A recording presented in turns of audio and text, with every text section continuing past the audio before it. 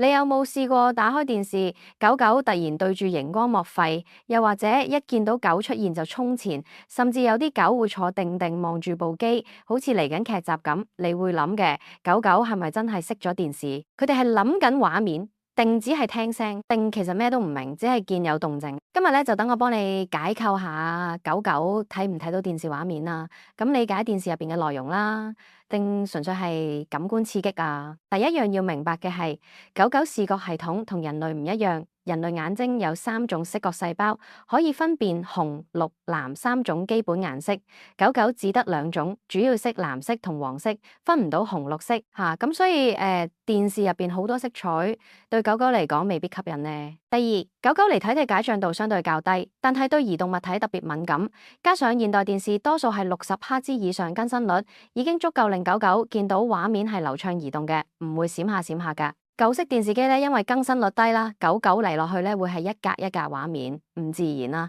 但如果你係用高清電視咧，狗狗基本上可以見到畫面啦。不過見到唔代表理解內容，佢未必知道電視入邊嗰隻狗係真狗，但佢可能認得狗叫聲、腳步聲、玩具聲等聲音，尤其係佢自己生活中聽開過嘅。聲音一出現，佢會望住聲音來源，而畫面又有移動，佢就自然覺得呢度有啲喐緊，有聲有影，可能係我要反應嘅嘢。所以可以話狗狗咧，主要係靠聽聲去判斷電視入邊發生咩事，畫面只係一種輔助刺激。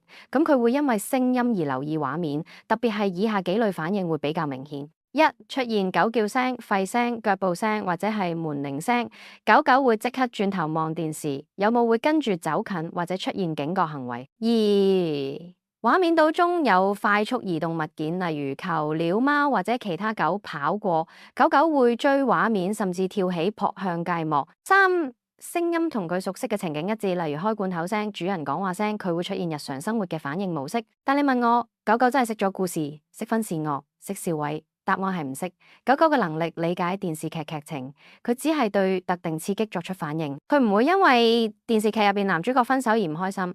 但係如果男主角抱住隻柴犬講好狗仔啊，佢就可能即刻攞起耳仔望住你。咁另外咧，有部分狗狗會長時間冇電視，有冇主人甚至會開住動物頻道俾狗狗攞住唔悶啊。啲研究指出啦，部分狗狗會因為畫面中重複出現動物、鳥類或者聲音而停留注意力嘅，但係多數狗狗注意力維持唔會超過幾分鐘，除非畫面聲音不斷變化，或者係本身特別好奇。冇電視對狗狗有冇用？可以有少少幫助，例如短暫分離焦慮嘅時候，你開住電視播住熟悉聲音，例如你聲音或者動物頻道會有安撫效果。不過要記住，電視唔可以代替你真正嘅陪伴。